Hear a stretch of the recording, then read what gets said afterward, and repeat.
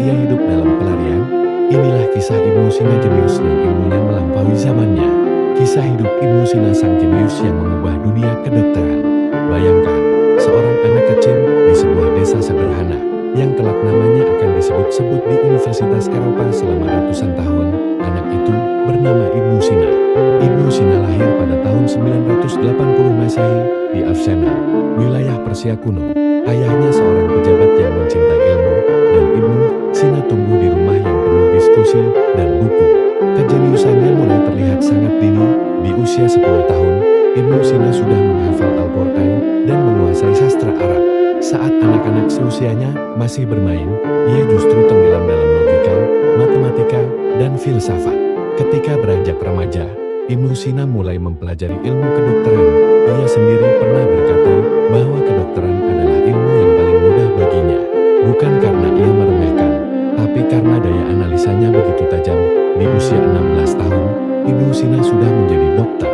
Dan bukan dokter biasa, ia mulai menangani pasien-pasien yang bahkan tak mampu disembuhkan tabib lain. Suatu hari, penguasa Bukhara jatuh sakit parah. Banyak tabib gagal menyembuhkannya. Ibnu Sina yang saat itu masih sangat muda dipanggil. Dengan pengamatan yang teliti dan metode yang cermat, ia berhasil menyembuhkan sang raja.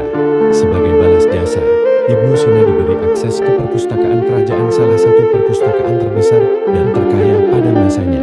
Di sanalah ia membaca siang dan malam, menguasai hampir seluruh ilmu yang tersedia di zamannya. Namun hidup Ibnu Sina tidak selalu tenang. Gejolak politik membuatnya terus berpindah-pindah kota. Kadang ia menjadi tabib istana, kadang menjadi penasihat, bahkan pernah hidup dalam persembunyian. Anehnya, justru dalam kondisi sulit itulah karya-karya terbesarnya lahir. Di sela pelarian, tekanan, dan penyakit, Ibnu Sina menulis sebuah kitab monumental, Al-Kanun fi al-Tibb atau Canon of Medicine. Kitab ini bukan sekadar buku medis, melainkan ensiklopedia lengkap tentang tubuh manusia, penyakit, obat-obatan, dan etika kedokteran. Selama lebih dari 600 tahun, kitab ini menjadi rujukan utama dunia kedokteran, bahkan di universitas-universitas Eropa. Ibnu Sina tidak hanya membahas tubuh, tapi juga jiwa manusia. Ia menulis tentang depresi, kecemasan, dan hubungan antara pikiran dan kesehatan fisik. Sesuatu yang baru diakui ilmu modern.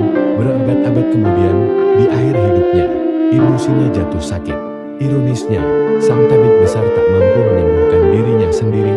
Ia wafat pada tahun 1037 meter dalam usia 50